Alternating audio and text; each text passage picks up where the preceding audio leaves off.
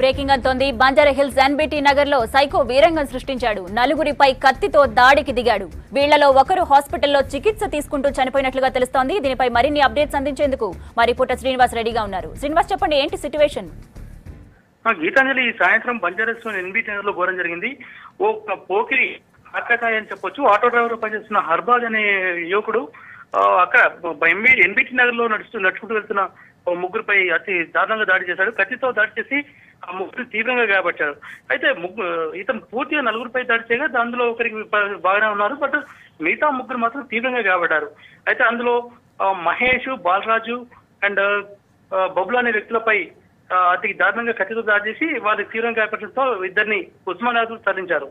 అయితే ఈ దాడిలో హర్బాజ్ దాడిలో తీవ్రంగా గాయపడ్డ బబ్లు ఉస్మానాబాద్ మరణించాడు. అయితే మరోవైపు బాలరాజు అనే వ్యక్తి వెనుక వైపు వెనుక భాగంలో కత్తి గుచ్చుకోవడంతో ఆ కత్తి సగ భాగం ఆ వీపులోనే ఉండిపోయింది. అయితే దీంతో బాలరాజుని ఇక్కడ బంజారాహిల్స్ లోని సెంచరీ హాస్పిటల్ తరలించి చికిత్స అందిస్తున్నారు.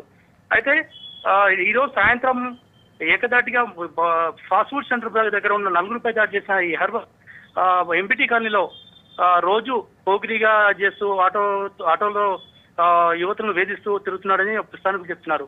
అయితే ఈ బాలరాజు బంధువులతో పాటు బబ్లు బంధువులు మాత్రం ఈ హర్బాజ్ని కఠినంగా శిక్షణ కోరుతున్నారు.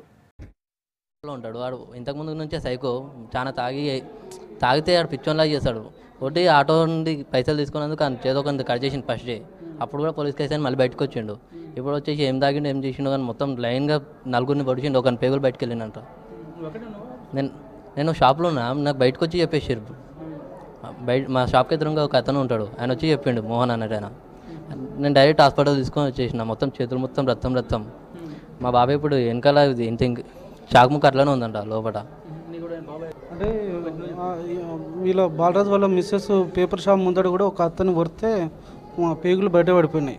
ఆంచెలు ఊరుకుంటా నాన్ స్టాప్ ఎక్కడ ఆగట్లేదు మనిషి. ఒక ఫస్ట్ టైం పొడిచిన పొట్ట పేగులు పడిపోయినాయి. మామూలుగా ముందర నడుచుకుంటూ వెళ్తుండు, వీడు వెనకాల రన్నింగ్ ఎవరు